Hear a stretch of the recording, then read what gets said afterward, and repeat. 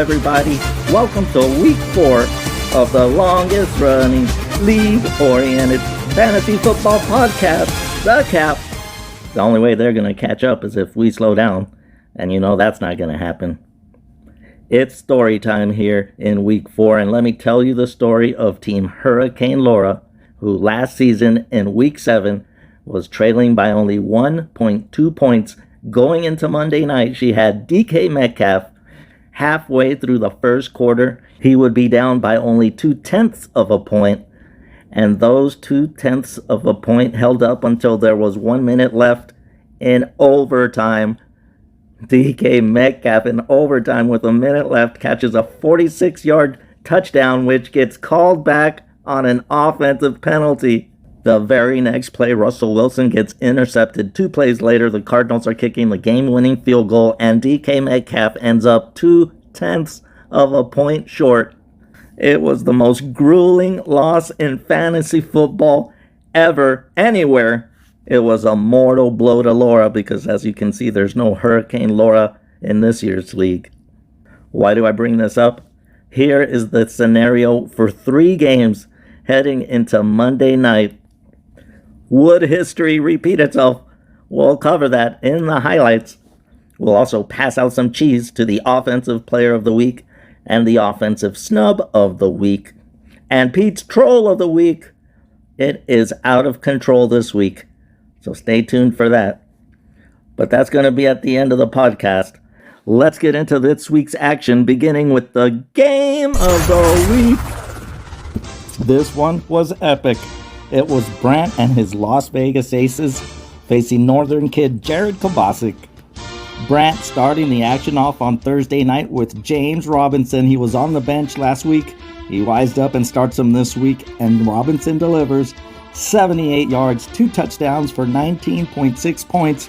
He also had Jamar Chase, a quiet night by his standards, 7.7 points. On Sunday, Brant's DK Metcalf made up for it a little bit. 4 receptions, 65 yards, and a touchdown for 12.5 points. On the other side, Jared, his Sunday morning starters were David Montgomery, 106 yards, 2 touchdowns for 22.6 points. And Jared continues to play with fire by starting J.D. McKissick, running back for the Washington Redskins, but for the second week in a row, he gets a touchdown, 15 yards and 11.9 points. In that same game, Jared has scary Terry McLaurin, a breakout game, 6 receptions, 123 yards, 2 touchdowns for 24.3 points. And to round out those Sunday morning starters, Dalton Schultz, tight end for the Cowboys, 6 receptions, 58 yards, and a touchdown for 11.8 points. For Brant on the other side, he had Dak Prescott going off again, this time on the Panthers. Very efficient, 188 yards, 4 touchdowns, but 33.1 points. And in New Orleans, there's been another Saquon Barkley sighting. Oh, he hasn't gone into IR yet. Look at him posted up as wideout. They actually throw it to him and he takes it to the house. Eat your heart out, Alvin Kamara. He can line up at wideout also. 52 yards, 2 total touchdowns, 24.6 points for the Wrath of Quan. Then came the dagger in the heart. The Buffalo Bills defense and special teams with their second shutout in 4 weeks. This time it's the poor Houston Texans.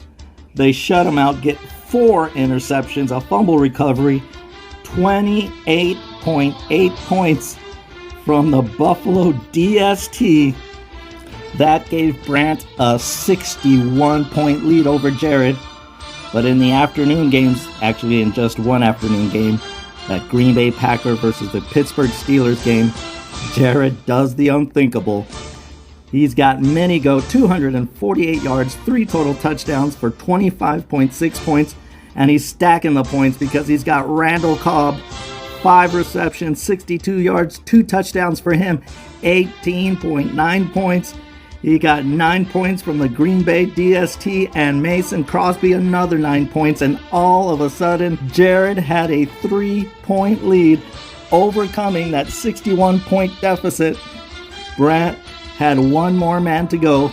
He had Las Vegas' own Daniel Carson, the number 1 place kicker in fantasy football, down 3 points on Monday night. By halftime, the Raiders were shut out, and Brent thinking, no, not me, please. But Derek Carr, on that opening possession of the third quarter, takes the Raiders bang, bang, bang down the field. They score a touchdown. Daniel Carson gets the extra point, so the lead is down to 2. On the following possession, Derek Carr again takes the Raiders bang, bang, bang down the field until we get to 3rd and goal from the 4. Jared offering up animal sacrifices because he can't afford for the Raiders to settle for the field goal, and they don't. Derek Carr hits Darren the baller waller. It keeps Jared alive. Daniel Carson would hit the extra point, and now the lead was down to 1 in the 4th quarter. Derek Carr takes a sack on 3rd down, bringing on Daniel Carson for the game-winning field goal from 52 yards out, and it's wide right. Northern kid Jared Kobasic, in what may very well be the game of the year, holds off Brant's Las Vegas Aces 140.5 to 138.8, a devastating loss for Brant. Hopefully it's not a mortal one like it was for Hurricane Laura. Jared keeps his 3-game winning streak alive and now shares first place with the Tampa Bay Champions atop the NFC division. And Brant, in crushing fashion, drops to 2-2. We go to the next game on the tally. It was Jordan Auto Draft versus the Commish's Tampa Bay Champions. Jordan started it off on Thursday night with mighty Joe Mixon against the Jacksonville Jaguars. 67 yards, a touchdown for 12.7 points. And Jalen Hurts against Kansas City got a bunch of points in garbage time, but with Jalen Hurts, you take it however you can get it. 387 yards, 2 touchdowns for 28.3 points. And Najee Harris, your diamond in the rough, 62 yards, a touchdown for 15.1 points. The Commish on the other side was dominant with the ground game. King Henry, another 157 yards, a touchdown for 23.7 points. And Jonathan Taylor finally finds pay dirt. It took 4 weeks, but hopefully this game gets him going. 103 yards, 17.4 points. The Commish also has Hollywood Brown. He drops a gimme touchdown last week and lays out for this one. 4 receptions, 91 yards, a touchdown, which was a beauty for 15.1 points. And surprise star so far this year, Dawson Knox at tight end with Josh Allen. He had 5 receptions, 37 yards, and 2 touchdowns. He has 4 touchdowns in 5 games, and give him 15.7 points for his play on Sunday. The only thing Jordan could respond with was Stephon Diggs, 7 receptions, 114 yards for 11.4 points. That finished Jordan's scoring for the week, and he had an 11-point lead on the Commish, but the Commish still had 2 players to go, and one of them was the GOAT, Tom Brady, the number 1 ranked quarterback in all of fantasy football, averaging 33 points a game, goes up into New England and runs into all kinds of trouble, namely the weather, Bill Belichick's defense, and most of all, Mac Jones. But you gotta give Mac Jones prop. He outplayed the GOAT. Brady, 269 yards, no touchdowns, 8.3 points for the GOAT. That left the Commish down 1.5 points with 1 receiver to go on Monday night. Knowing about Hurricane Laura, having just witnessed what happened to the Las Vegas Aces, blood was going to be shed. I could feel it. Keenan Allen was the man to watch on Monday night. The Chargers went to him early and often. And at the end of the first quarter, the score between Auto Draft and the Tampa Bay Champions was tied. Oh, the fantasy gods are cruel. But he would end up making his yardage and giving the Commish the win. 7 receptions, 36 yards, didn't fumble the ball so as to lose points. 3.6 points, but that's all I needed.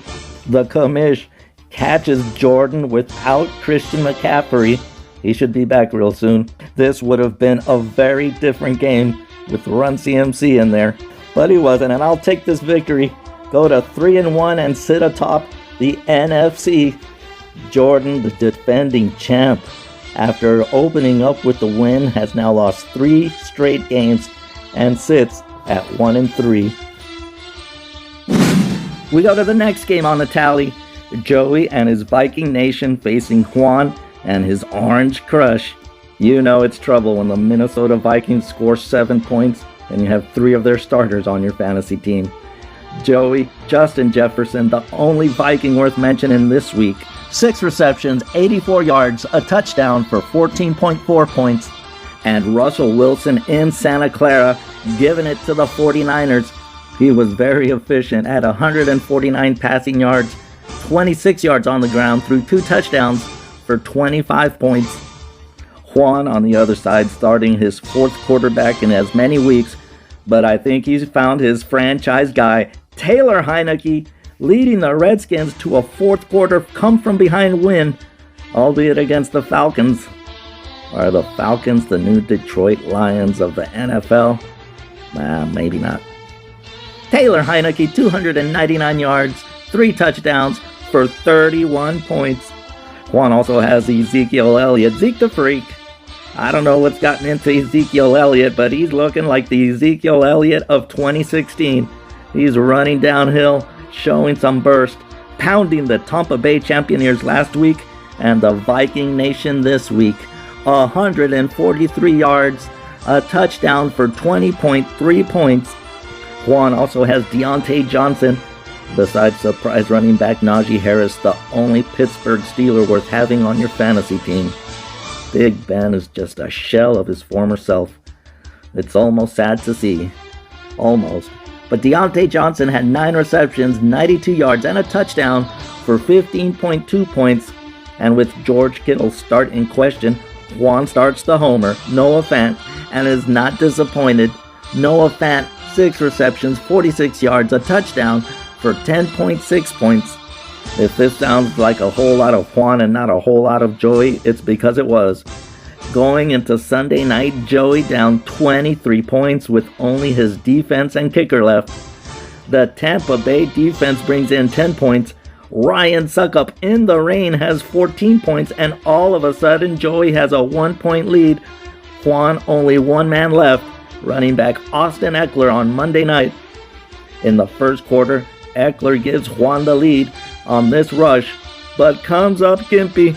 He's going into the blue tent. Juan don't care because he's already won, but can you imagine Eckler coming up gimpy just 1 play earlier? Juan would have been sweating bricks. He ended up coming back, but we didn't know that at the time.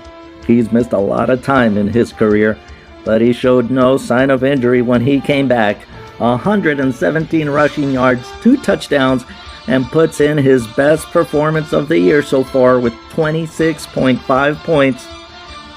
Juan with a 26-point victory, but it was much more interesting than that, with Eckler coming up gimpy. 2 in a row for Juan. He improves to 2-2. Joey just can't seem to get it going this year. He drops to 1-3. We go to the next game on the tally. It was Dak for MVP, Gosue, up against his familiar, Pedro, I See Red People. Gosue starting Kyler Murray. He's a lock every week. Against the Rams, who stymied the Buccaneers offense last week, had no answer for Kyle Murray and the Arizona Cardinals this week. He goes for 268 yards, 2 touchdowns, and 23.9 points. Gosue also had Kareem Hunt. Even though he shared the backfield with Nick Chubb, he puts up points. Kareem Hunt, 69 yards on the ground, 17 through the air, 1 touchdown, 14.6 points. But it was Pedro's rushing game that was unstoppable. He started 3 running backs. Clyde Edwards-Helaire, the homer, he goes for 102 yards, 1 touchdown, and 17.4 points. And Chase Edmonds down there in Arizona, 120 on the ground, 13.9 points. And Darrell Henderson Jr. from the Rams, 89 yards for 11.6 points. Gosue fired back with DJ Moore. He's for real. Just give him a competent quarterback. DJ Moore, 113 yards receiving, 2 touchdowns for 23.9 points. He is for real, but Pedro had the realest. Tyreek, the streak hill, back in a big way after 2 down weeks.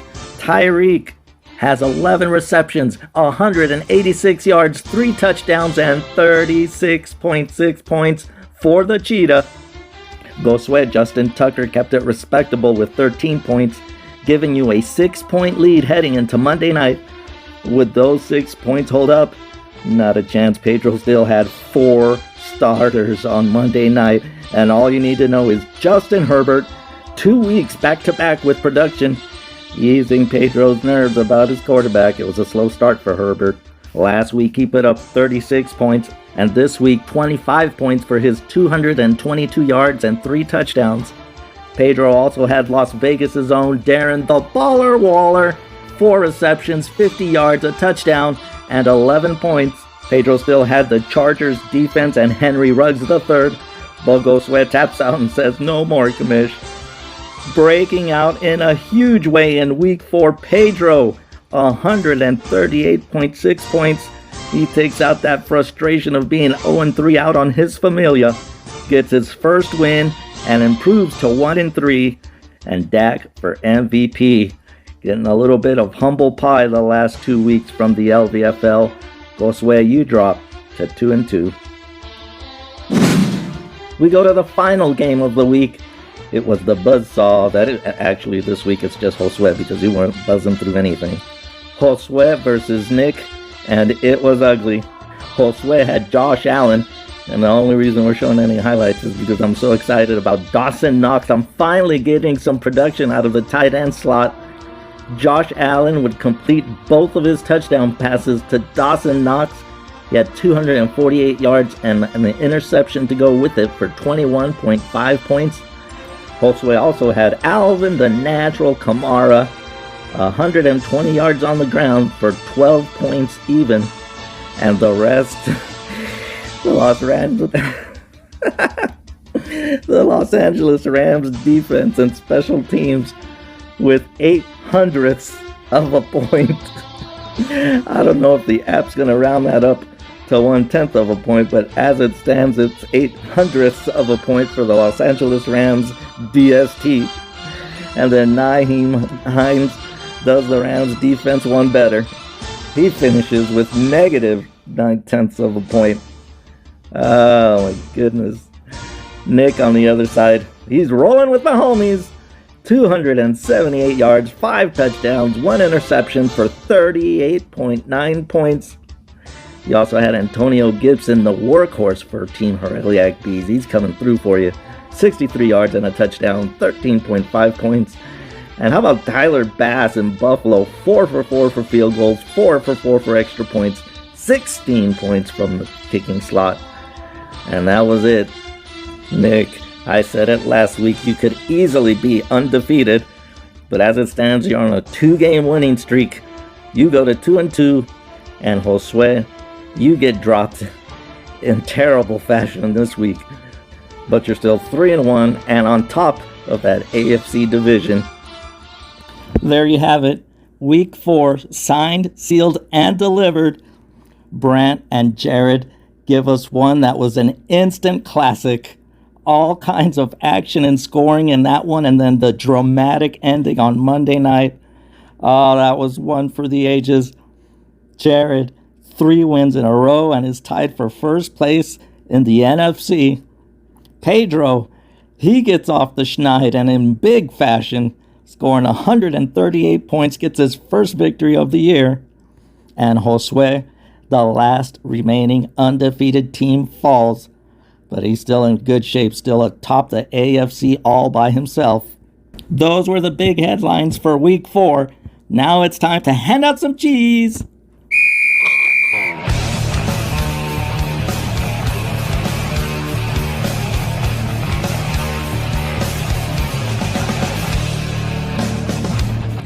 Our offensive player of the week is Patrick Mahomes. 278 yards, 5 touchdowns, 1 interception for 38.9 points. He is a point-producing machine over there in the black and gold. Oh, don't you wish, Nick? Expect Patrick Mahomes to make a few more appearances on the Offensive Player of the Week before the season is all said and done. But rolling with my homies, our Offensive Player of the Week, our Offensive Snub of the Week, is the biggest snub of the week in LVFL history. That's going to go to Jared Cordell Patterson on the bench. 116 total yards, 3 touchdowns, 31.1 points for Cordell Patterson. I can imagine losing by 1 point and having Cordell Patterson on the bench. But we're all glad you didn't start him. It gave us that epic over there in Green Bay between you and Brant. Cordell Patterson, our Offensive Snub of the Week. And Pete's Troll of the Week, it's not the Patriots, because we've seen what Tom Brady has done with the Patriots. This one's going to be directed more so directly at Bill Belichick, whose tenure in New England has seen sterling success. He's 245-94 in his 21 years in New England, but his 5 years in Cleveland as head coach, not so much. He was 36-44 and got fired after the end of his 5 years. He could have used the GOAT back then. He would have kept his job, turned Cleveland into Title Town, and be more revered in Cleveland than LeBron himself had Bill Belichick had Tom Brady when he was with the Browns. Week 5, we see Josué trying to take a piece of first place from Josué atop the AFC. That's a big matchup. And then it's the 3-1 Tampa Bay Champions versus the 3-1 and red hot Northern kids. Oh, the winner would have sole possession atop the NFC. No way you can miss next week's episode. Until then, we sign off and we'll see you in Week 5. This is The Cap, the flagship podcast of the LVFL. And to everybody out there in the LVFL universe, we say good night from league offices.